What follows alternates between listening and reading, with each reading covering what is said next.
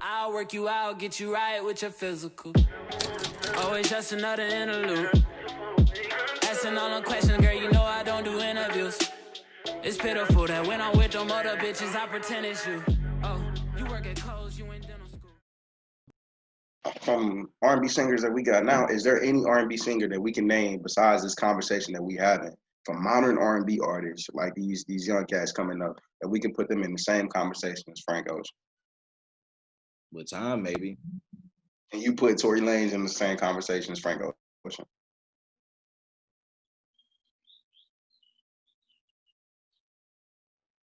You can put them in the same conversation.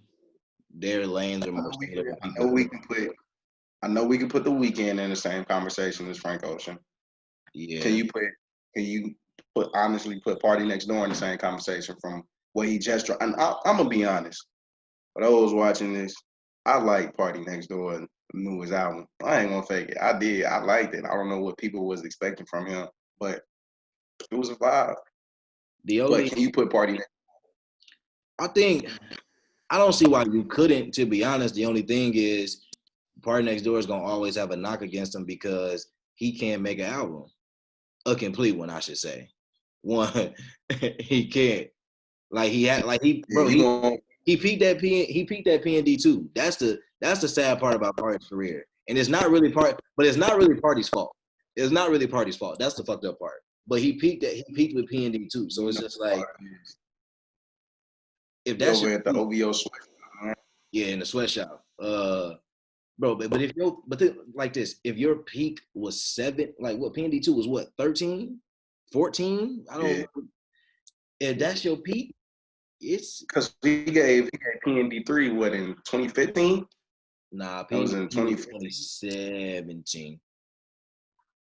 Oh, let me see. He had a couple EPs. Yeah, he definitely had EPs. But yeah. So I'm gonna be honest, I really dove into it just because he had. All right, so here we go. PND 2 was 2014. Right. PND 3 was 2016. Okay. He had 7 Days in 17. The first Party Next Door dropped in 13.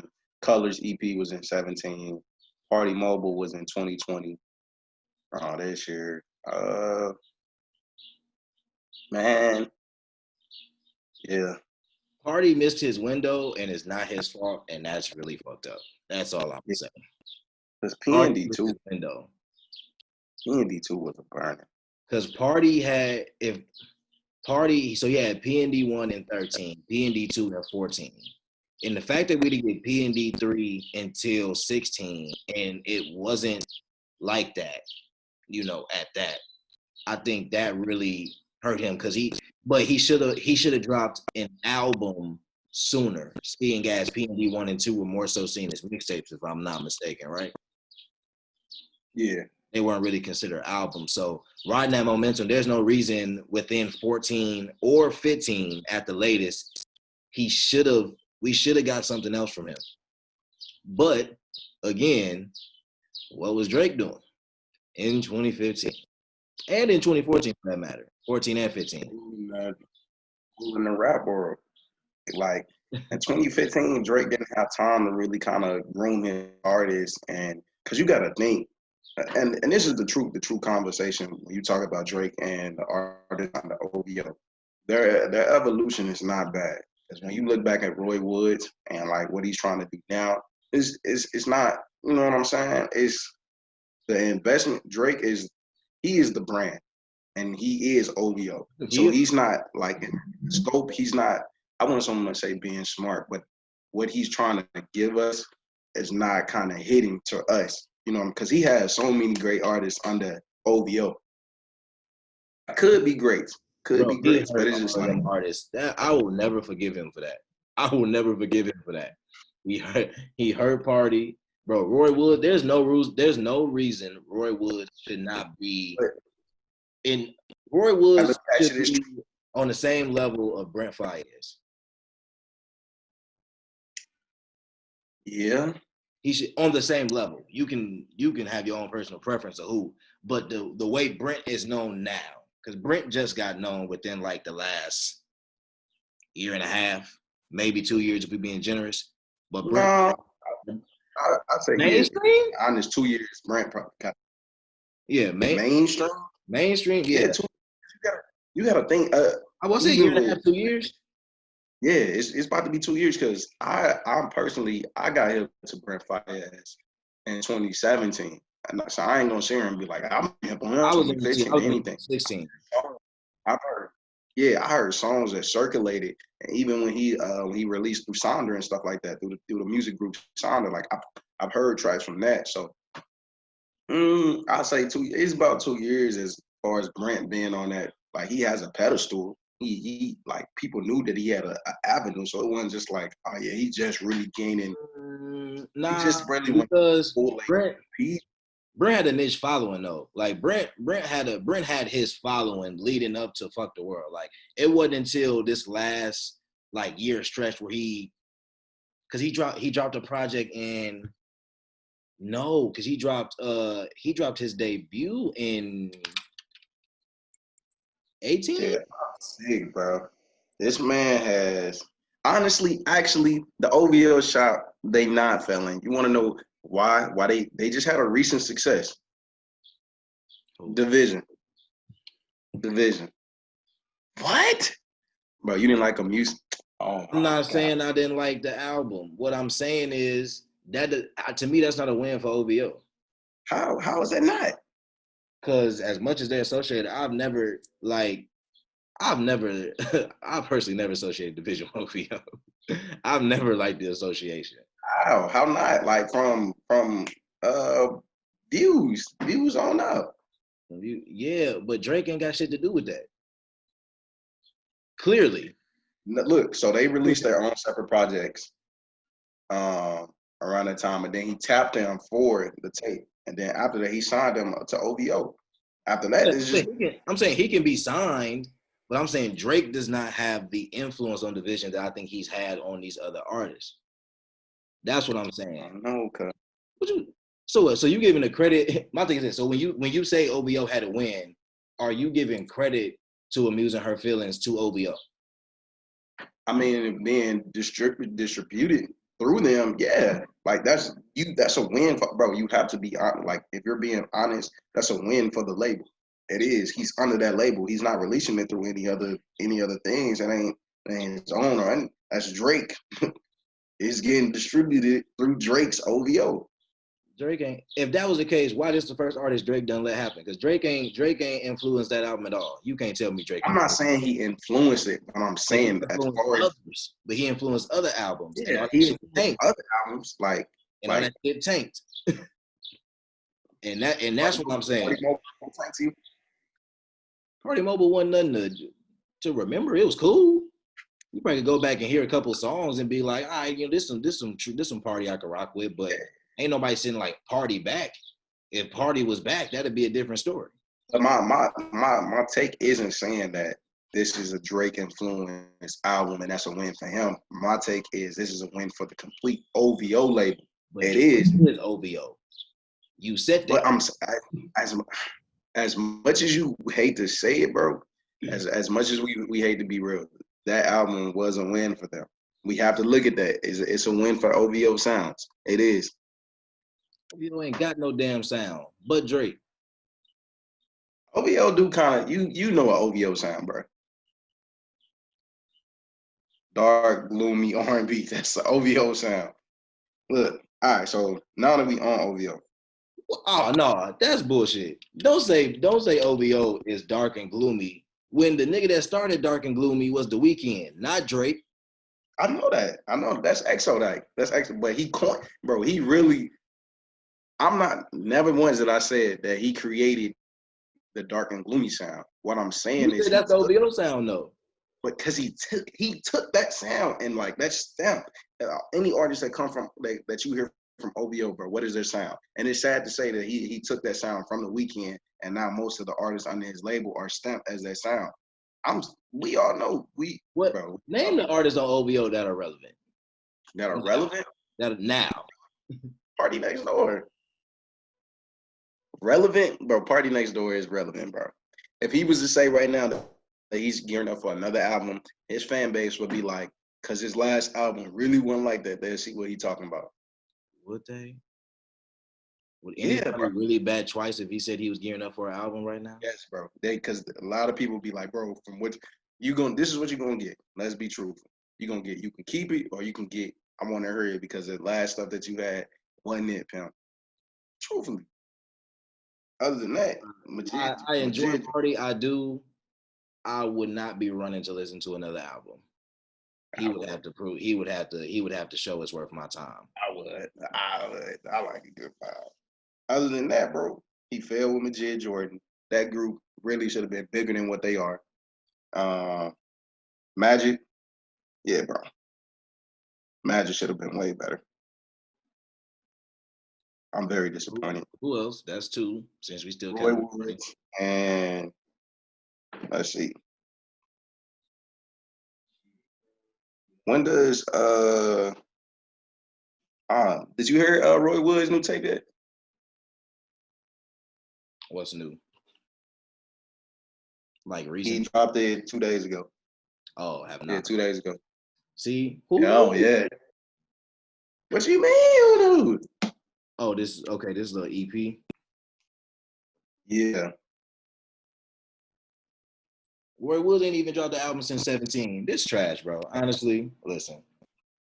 Go listen to the album later on today. Listen to the album. We'll reconvene. Yeah. What's that? Okay, even if I listen to the EP and like it, what is that gonna prove?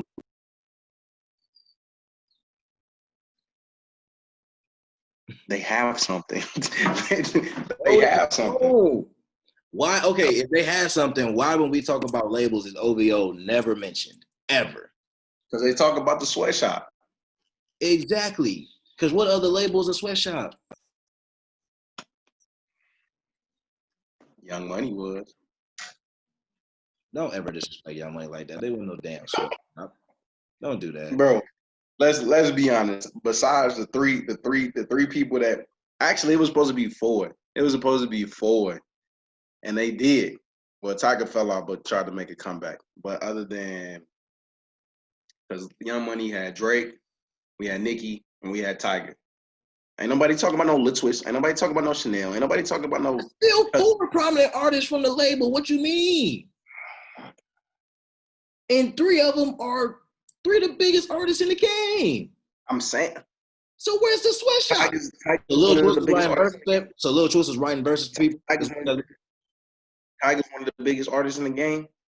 I said three of them. I said Wayne, Drake, and Nicki. I'm playing dumb. Young Money really the game. Drake and Nicki. That's it. Young Money though. What you acting like Wayne, not Young Money?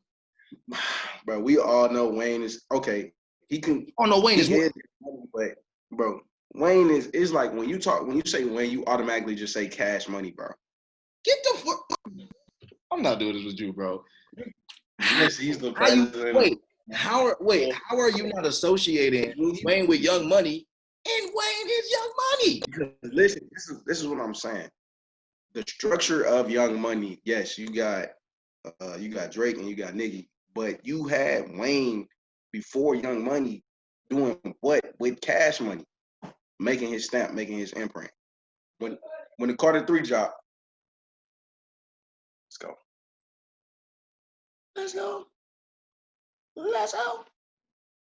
When the Carter 3 dropped, what? A lot. Oh Lord, how much? Why are you stressing me? We're not even here together. Exactly.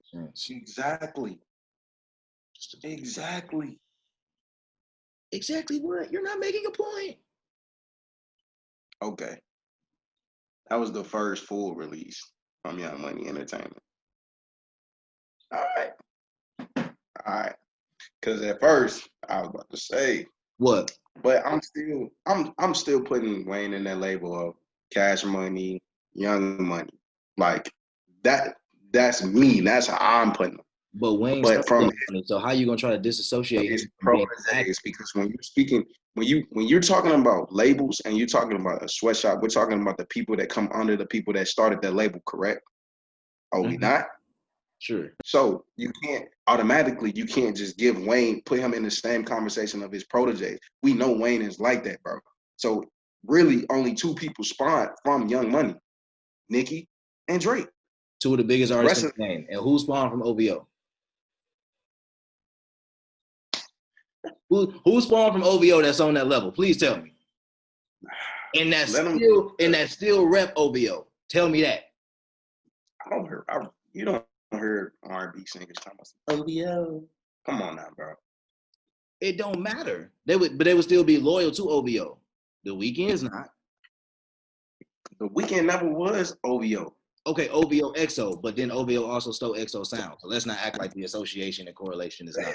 We just talked about. We just said that they stole EXO sound. But the party's still under there, and Party what? Party has an R&B lane. I feel like he don't want much. He don't really want to take over the game. So Party one of the top 5 R&B acts in the game right now?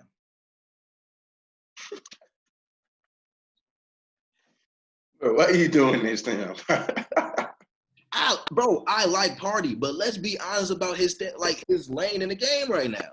All right, is he a top 10? Is he a top 10? I don't know. Maybe not for me personally. I don't know. So a lot of people All right, so who is your top 5 R&B artists in the game right now?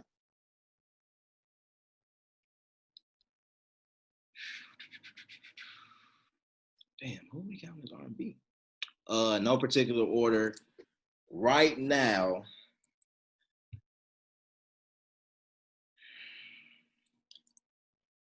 Brent's in there. He toward the bottom. Brent's in there. You're playing Brent Fayez. Party Next Door. Wow. Party in 2020? Absolutely. In 2020? Absolutely. I don't know what has Party done recently. The album was that good. Bro. He dropped an album. The album was. They like. You gotta think about it, bro. Most of the artists that we're discussing right now, they can't do much to really promote or make their brand of their name even more than what it is. Everybody's locked down, bro. What that got to do with? What they got to do? What do you mean? That has everything to do with it. He can't promote the brand of Party Next Door to take it to that next level. You gonna sit on IG Live and watch him give IG Live concerts? So the fact that you trying to give Party an excuse, as if Party's been in the game for hellas. I'm not giving him an excuse. What I'm saying is, don't downplay what he has brought to OVO like it's nothing. I'm not downplaying what he's brought to OVO, but the fact that he's brought so much to OVO and that doesn't show in his own personal catalog is a problem for me. So you're saying Party Next Door isn't a stamp in modern day R&B right now? Currently, no. How? Why? Because what stamp is he? What is he doing now that's separating himself within the R&B game? Nothing. What is Brent Fayez doing that's separating himself from the R&B game? Definitely has his own lane. And he's getting over following. How? What? No. Explain exactly the question. What is Brent doing that is giving him a stamp in the R&B game? Brent has his own sound. That's actually relevant. That's actually relevant today. That actually is what people want to listen to. Party sound, what Party made his name on? I know a handful of people that would choose Party Next Door over Brent Fayez. I'm pretty sure there are, and I'm pretty sure you got people that might choose Brent over Party too. I don't think it's this wayward thing where either one of them is like, oh, they're better. But out of your 5, listen though, out of your 5 that you just said, he's not top. I only said 1. You only said 1. So where's these other 4? Because I'm trying to figure out who I would put in R&B.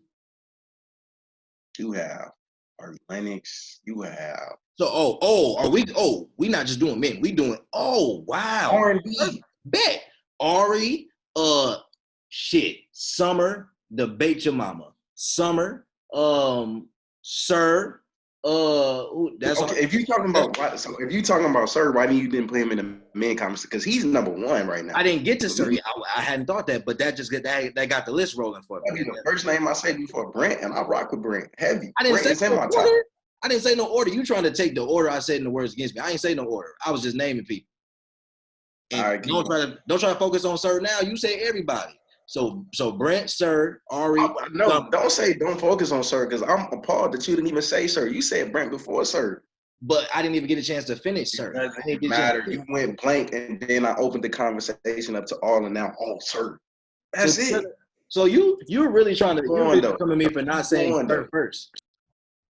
Keep going. Bro, fix your argument, bro, because you're always picking the wrong shit when you know you're wrong. So here we go. Sir, so Sir, Brent, Ari, Summer. There's one more. If we're gonna put The Weeknd in R&B, sure. The Weeknd. Are we putting him? We're forcibly putting him in there? I wouldn't say forcibly, but his last album was more popish. And what was Starboy like? It was popish. He's a pop artist. No, because then the EP in between was R&B. Is full-length LPs are what? It's still 2 and 2. Only his last two were like that. But that's a consistent sound. That's for us. That's modern. That's relevant for the sound for what he's using right now. He's a pop artist. It's okay. It's okay, bro. You can't say somebody fully transitioned, bro. If that's the sound that that's the sound that you're giving. If he's giving that for 2 complete projects, 2 full-length LPs, that's literally the sound that he's trying to. Both albums have both pop and R&B. Do they not? Do both of the Weeknd's recent albums not have pop and R&B on the album? Right or wrong? Well, what sounds are the hits spawning? What do you mean? What sound are the hits spawning? They're spawning pop sounds. Just because you make a pop hit don't mean you're not making R&B songs. Bruh, but what are more people recognizing him for? His pop sound. How you know that? Because they the hits? Because they the singles? The numbers, yes. Does that not prove it, bro? Just those are statistical facts. In a certain genre doesn't mean you don't make another genre. I'm not saying you can't cross over to a genre, but what I'm saying, you can't forcibly put The Weeknd in the conversation for the top 5 R&B modernly in the game right now, because that's not the sound that he's going for. The sound he's going for is pop. Fine. Because I never said I was forcibly putting in there. I agreed that we couldn't forcibly put him in there. But you wanted to get your rocks off, so cool. We'll take The Weeknd out. Let me go ahead. Hey, go ahead. I already got a solid 4. You're not gonna win this argument. So, Miguel. We can't do that. Bro, literally, we said we haven't got a project from him since when?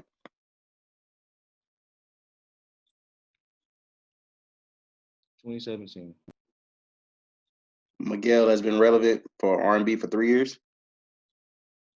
Party only relevant because of the damn album. I'm not making that good.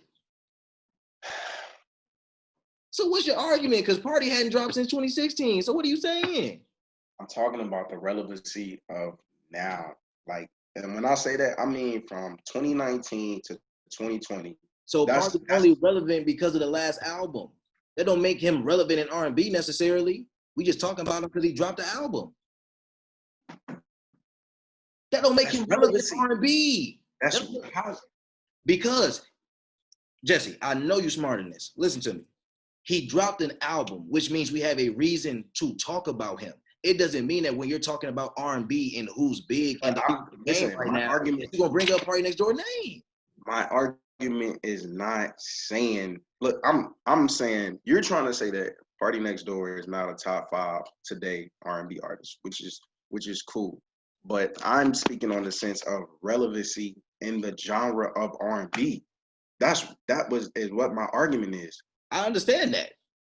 And my point still stands. How does it stand, bro? Because what's making him relevant in R&B right now? Like, what's making you, when you think of R&B, what's making you really think like, yeah, Party up there is one of the tops right now, or Party has the legacy to go down as one of the greatest R&B? He doesn't have that. Because I'm gonna be honest, Me, I don't care and don't know what people was expecting. Maybe they was expecting the old Party Next Door, and R&B has evolved from that. I like that he adapted from that sound and gave us what he gave with this tape. To me, Party Mobile wasn't bad. Could have been better. Like could have been more consistent with the sound. It was bad. Yeah, it wasn't bad. But to sit there and discredit him saying like that album wasn't like yours. So truthfully, that album wasn't enough for him to be even mentioned in the conversation for top 5 relevant R&B artists. How's that a discredit to him? I don't understand. It wasn't good enough. You're saying it's good enough to where a Party is a top 5 R&B act right now. That's what you're saying. To be in the conversation. I'm sure he'll come up in the conversation, but he's not going to be one of the first names I mentioned. Yeah, I'm not saying he's the first name, but I'm saying to be in that conversation. It is decent enough to be in that conversation. So Bryson Tiller is decent enough to be. Is Bryson Tiller decent enough to be in that conversation? Bryson ain't dropped since what, 17? I ain't like his second album. But Bryson has singles that somehow keep him relevant. Don't know why. Very weird. I prefer Bryson over Party, me personally, now in 2020. And Bryson has features that carry him too. The question was brought to the floor: is Bryson Tiller overhyped? And he's like, Bryson who? Tiller. Some argue that his significance to R&B. Some would argue that his significance to R&B is nonetheless. And this was the take. It was like male R&B, yes, but female R&B is putting in work right now, no doubt. But as far as Bryson is concerned, I do feel like some people use trap soul as a measuring stick and are constantly comparing his new work to that and are giving his new work a fair chance. Me, I stepped in. I said, I like the album he gave in 2017. It was not trap soul. It wasn't. And I was very disappointed in that, but I had to take time and sit on it. And that was like I did as well, but he got a lot of flack for that album. I said it wasn't trap soul, so that was refreshing. He tried a different sound. And what we did as people, we take care of them, basically. We take care of them with it. And I think a lot of people wanted him to keep the sound of trap soul, but kind of give us it more refreshing with this sophomore album, because it's just like how you go from trap soul to you just throwing out R&B sounds, bro. Like, and I think that kind of disappointed us as a lot. And me, I said the album had bops here and there. When you sit and listen to it from 2017 to now, that album really wasn't bad. It aged in a sense that it was decent enough to get, I say, a couple of more points from the original rating that it was given. And yeah, and they was just talking about basically, yeah, and where he was at the time. Yeah. So my question to kind of come back to my point, are you more disappointed that Party Next Door, every time, like the hype of Party Next Door, the music doesn't follow with the hype? Sure. That might be the best way to put it. Okay, so what were you truly expecting from Party Mobile? I wasn't expecting anything, but why did it disappoint? Because it didn't so much it didn't disappoint me because I didn't have the expectation for it, but it also didn't change my mind on where Party is. I stand on this. Like, just because I don't feel like I feel like Party missed his window, meaning that whatever Party drops, it can be solid, it can be cool, but Party will probably never get his due flowers for the sole purpose that what Party was doing and what Party is going to do, he is never going to separate himself within the R&B genre. That's why I don't feel like he's a top 5 R&B act. I don't believe any of that is his fault. I truly believe that he missed dropping a project that might have catapulted him when he truly could have had a peak because of whatever was going on with OVO. He should have dropped a debut album that wasn't, and it shouldn't have necessarily been a Party Next Door thing. Those were his mixtapes. He should have had an album that was like, this is my debut album. He should have had that opportunity for people to receive him in that way.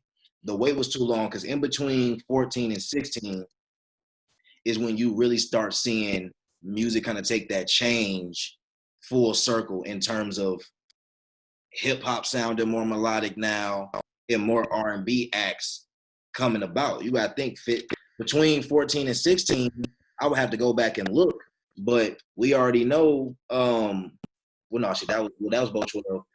we know what happens in 16. We get a lot of 16, but your Tory Lanez, your Brysons, you trying to think who else is kind of in that lane. You have people come up in that time frame, that 2-year span, that kind of take the lane that Party was in.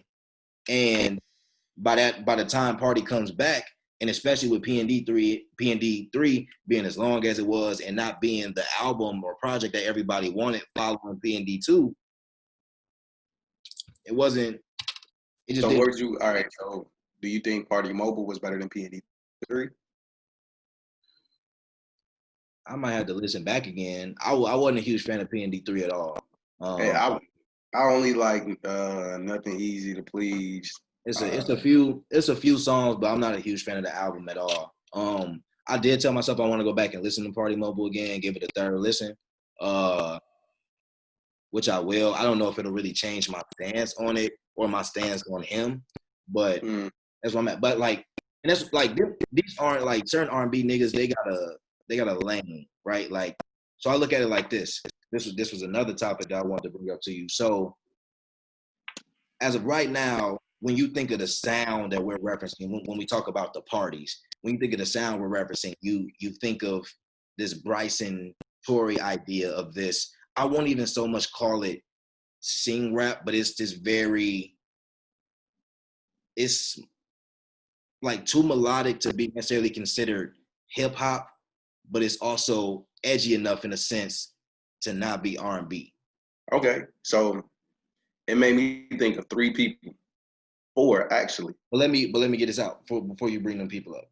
So I got Bryson and Tory being the people that became the face of the sound to me, especially during that time frame. Like once Trap Soul dropped, that was big, and Bryson was pretty much out there in terms of people knowing who he was and associating him with that sound. Tory came along in 2014, 15-ish, but didn't really, I feel like, kind of step into his true success and stardom where he's at now until probably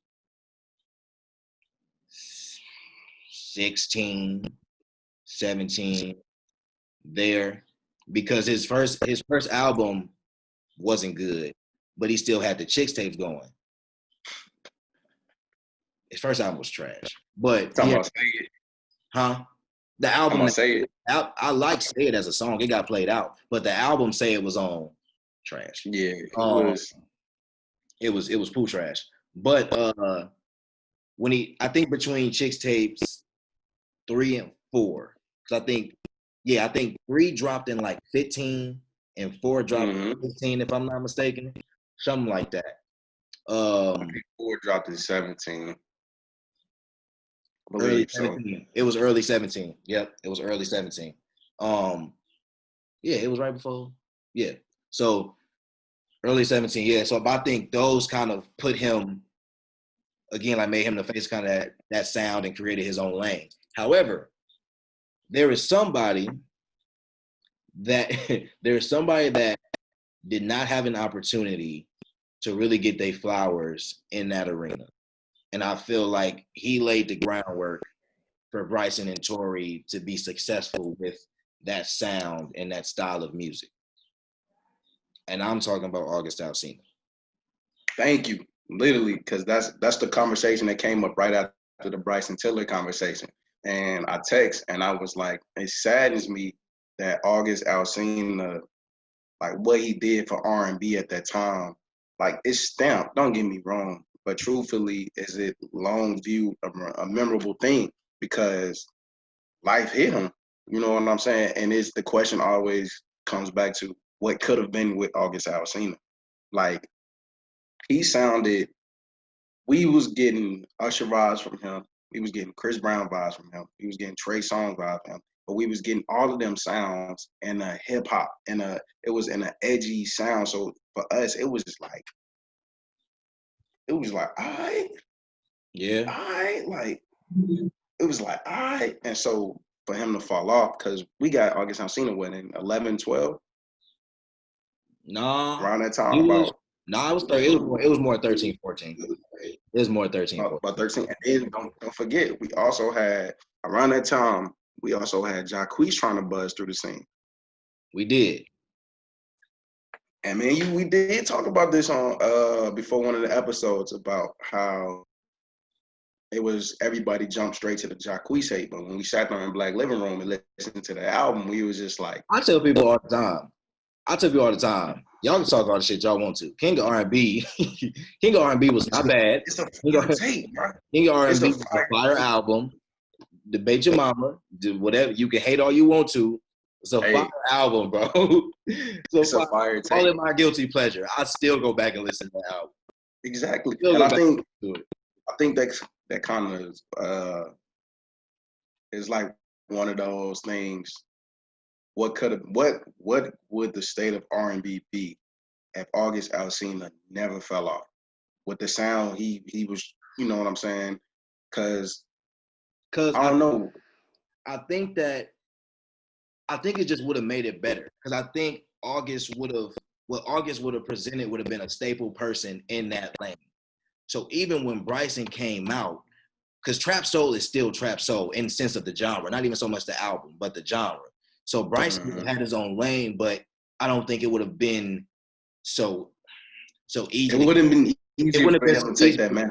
It wouldn't have been so easy to get that lane to Bryson, because it would have been like, yeah, Bryson here, but we're not gonna forget August is here.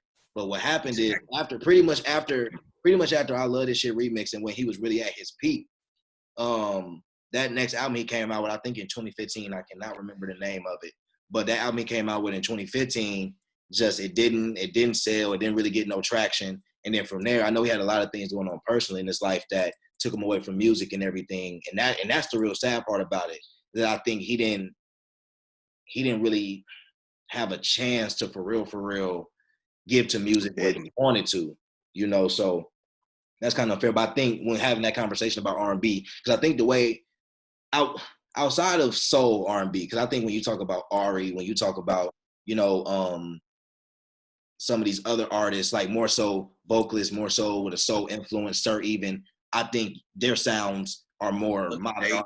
Their sounds are more modern R&B. But when you talk about, especially what rap is becoming now, there's this huge fusion of what August and Bryson were doing in that time that now is how the majority of music sounds, if you think about it. You know what I'm saying? Like, so I think that's just something for people who care enough, or for people if that conversation ever comes up, I think that's something that we should be considering, that we should be looking at in terms of his value to pushing that genre. I mean, I still think this all starts with, from as far as the last decade concerned, I think you still kind of started with Ye and Drake in terms of introducing that sound in 08 and 09 respectively. But once you hit that new decade, they of course take off and do what they do. But as far as somebody else kind of taking that sound and doing their own thing with it, your August, your Bryson, especially during that time, music didn't sound like that. That was really the first half of last decade, off of the strength of those two, really started changing the sound of music. Because then you got to think, you forget Uzis, you know, like artists like that they all kind of fall into their own niche within that category, but the sound was steadily changing and everybody was trying to find the avenue that was the most successful. And exactly. I mean, everybody, you know, end up going their own routes. And I think if you look at it now, it's really hard to rate success off of how many fans somebody got or who are listening to who. But because they all are still gifted and doing their own thing in their own right. But you just naturally gonna have some people that have bigger fan bases. Maybe that's depending on who they associated with, how popular a certain song gets, you know, certain stuff like that. I feel like the four artists that like kind of, when you talk about that as far as that sound of hip hop scene and that's labeling as hip hop, you got to think of your Slinos, you gotta think of your Guap Dads. You know what I'm saying? You got to think of your buddies. You got to think of your JIDs. Yeah. Like the sound of what they're bringing. Like that. Not just. Go ahead. My bad. Go ahead. Nah, you cool. It's not like, because JID, he'll rip a whole track, and then at the end of it, it'll be a whole melody, and he killing the melody, and you just like, yeah. You like, bro, Smino sound right now is being so popularized, and you gotta love it. Like, you know, when Smino's on a track, like, it's just Yeah, like, it's Smino has a sound. Smino has a lane, which is, exactly. and it's hard because you gotta think they're all on the same level. And that's another thing I think, like, this would be actually be a great place to like end the conversation on. But it's kind of hard because I know you had the rap throne question. And all of them still fall in the category of rap still. But I think what's so difficult about the rap throne thing is you have I think it's easy to say from a all things considered standpoint that Drake is at the top. From an all things considered standpoint, I hate saying that. I really do. But from an all things considered standpoint, I think you have to acknowledge that Drake is at the top.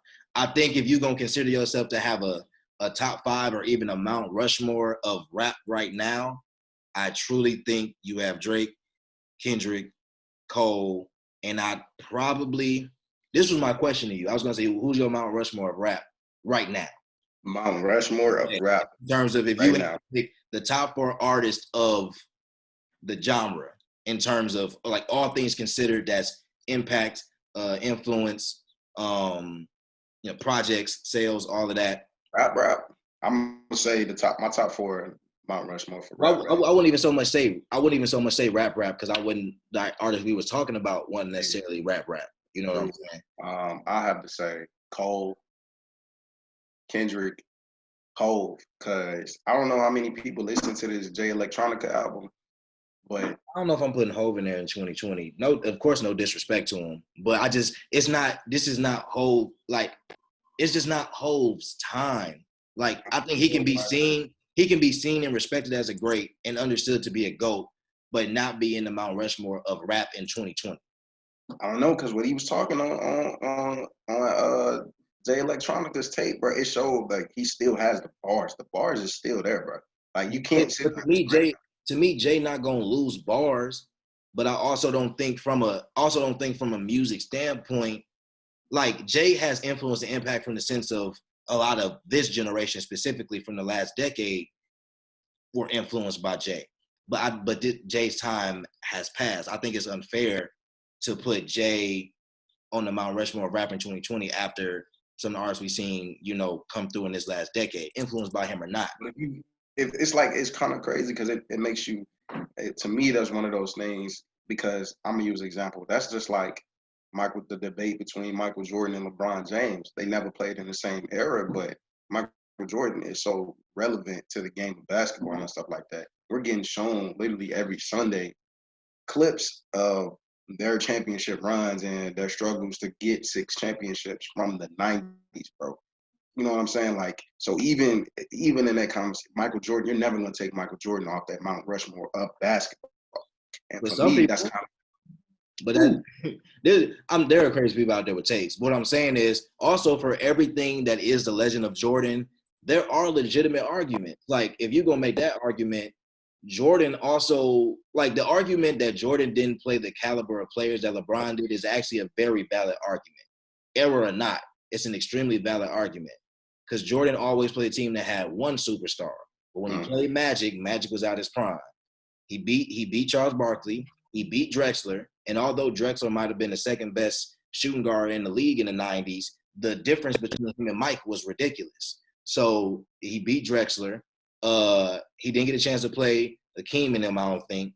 But he also never played prime Shaq. He never played prime Lakers. And then he beat Stockton and Malone, right?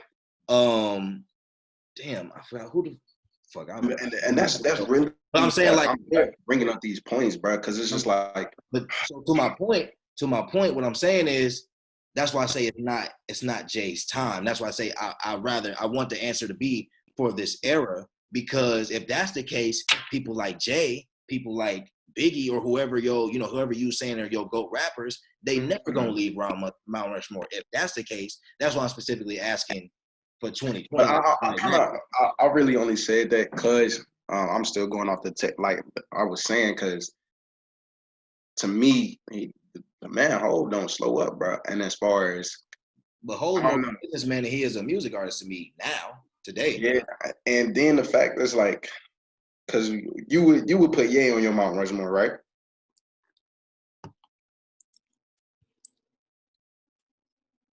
I would be hesitant to. And that's the thing Only because it's like only because I think Ye's best was the beginning of the decade, like the last of his best, like his like top tier. literally, which we got My Beautiful Dark Twisted Fantasy and Watch the Throne. Like me personally, I feel like that's still as far as bars as That's still top tier Ye to me. So I wouldn't be mad if he's there. But my fourth, as far as where rap is now, my fourth after Drake, Kendrick, and Cole would probably be Thug. And here's why. Because Thug is an artist that literally is probably one of the most versatile artists. yeah. Like genuinely versatile. Like from the way his style has always been, all he's done is polish each part of And his. so much fun, bro. Like so much fun was great. And it was so crazy.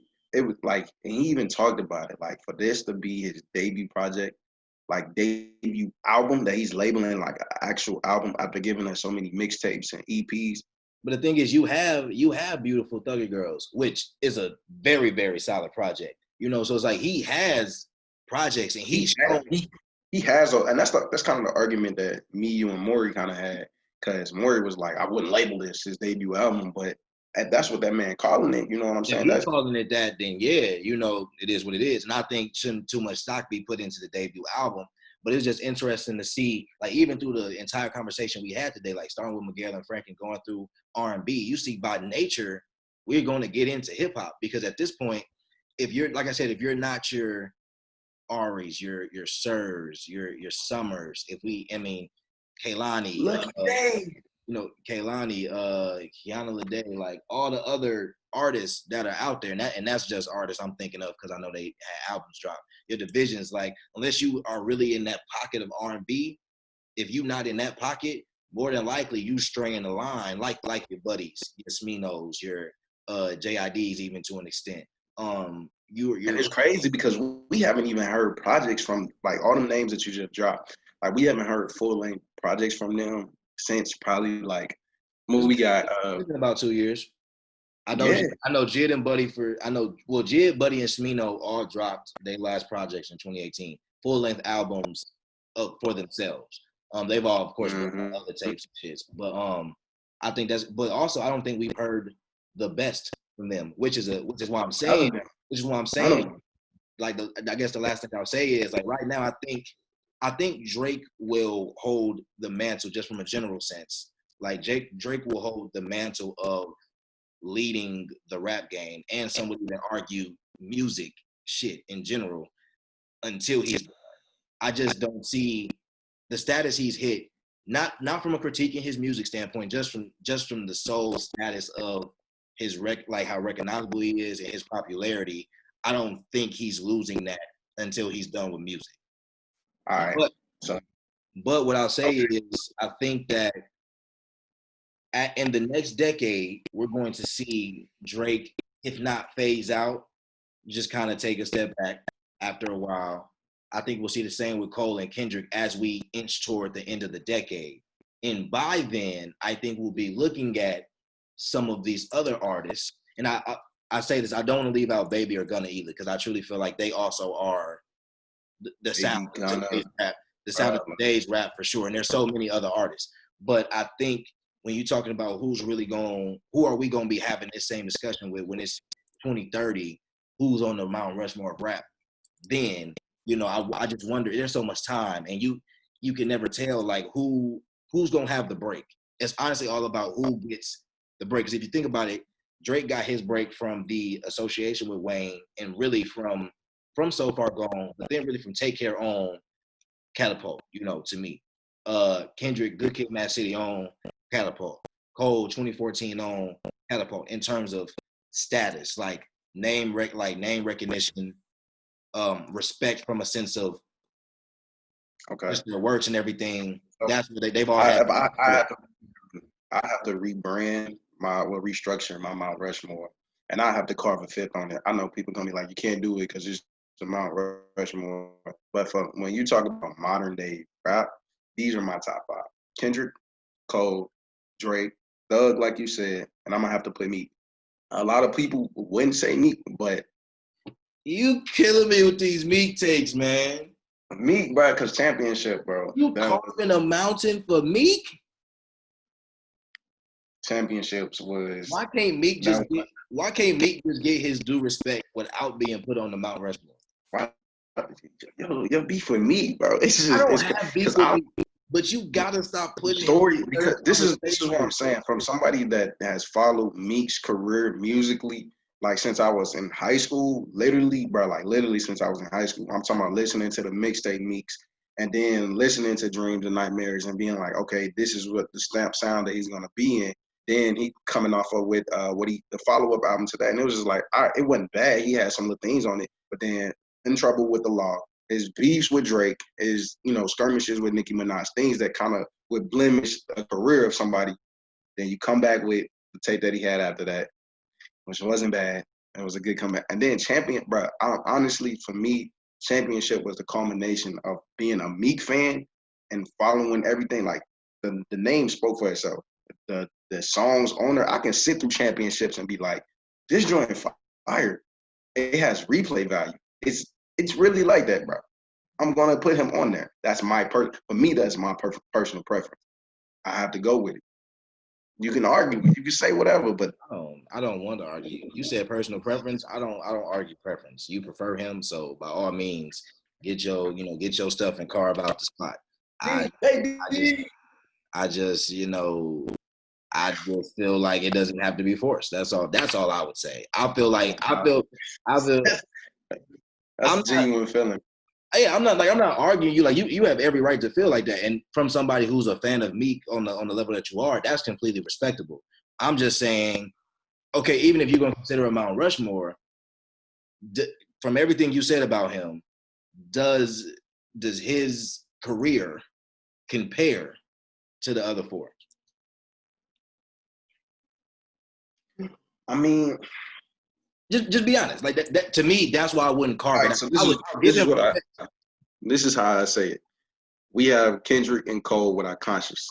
They're the lane of conscious, and then the lane with Kendrick, the lane of I can experiment with everything because I'm that dude. Like I'm that guy. Ain't nobody coming from. You got Drake with the bars, simp rap, sing. That's that lane. You know what I'm saying? You have Thug, who is so versatile with, like we just talked about. For me, Meek is what a lot of these drill rappers like. He is that what they would look to for right now as mainstream success. You might not see it, but for the people that watch how he interacts with like the babies, the Gunna, the G Herbos, the Dirks and stuff like that. Like I know he in the game like that. Like I ain't saying I'm not saying, but like as far that is their level of success of what some of them are reaching for or want to be better. So they look at Meek as like that, like I'm trying to get up to Meek level. Just like how other artists would be like, I'm trying to get up on Cole level. I'm trying to get up on Kendrick. Meek has a lane to say like, look, I can rap about this because I was in it and this is my lane. And he's a top person at that lane. I respect the take. I I